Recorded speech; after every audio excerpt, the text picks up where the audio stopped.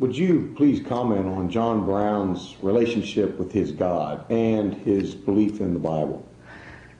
Whenever I go into this, most people roll their eyes back in their head. The religious aspect of John Brown and his raid is, you know, we live in a secular age, let me put it this way. Most people aren't turned on to a talk about religion, but I submit that you cannot understand John Brown unless you understand his Calvinist upbringing and his Calvinist theology.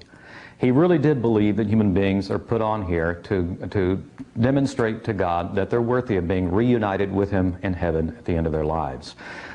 As he said, we all are sinners in the hands of an angry God. We're all put here simply to endure the torments that God visits on us.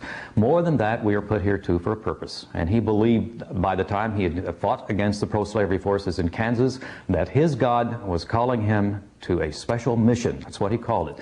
And that mission was to destroy slavery by the sword. And he lived out of the Old Testament.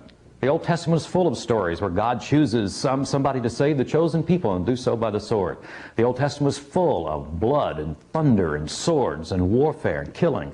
And Brown believed an eye for an eye and a tooth for a tooth. And he thought his God was directing him to go to Harpers Ferry. And when he went there, he expected God to decide which of the two objectives was going to work. Is he going to go there and incite a slave insurrection? If this is all in God's hands, he'll determine whether that's going to happen or not.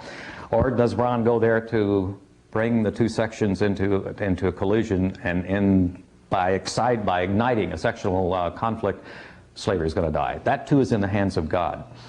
A lot of people dismiss John Brown as a religious nut, as a religious fanatic for such beliefs, but in his time and place, there were a lot of people who believed in an activist God. Robert E. Lee believed that everything was in God's hands. When he went to Gettysburg, he said he goes there without his cavalry. I mean, his planning was not much better than what John Brown's was at Harpers Ferry. And he goes in there and he says it's all in God's hands.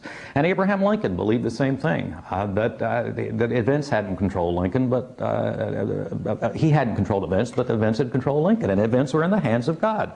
But nobody's ever called Robert E. Lee or Abraham Lincoln religious fanatics.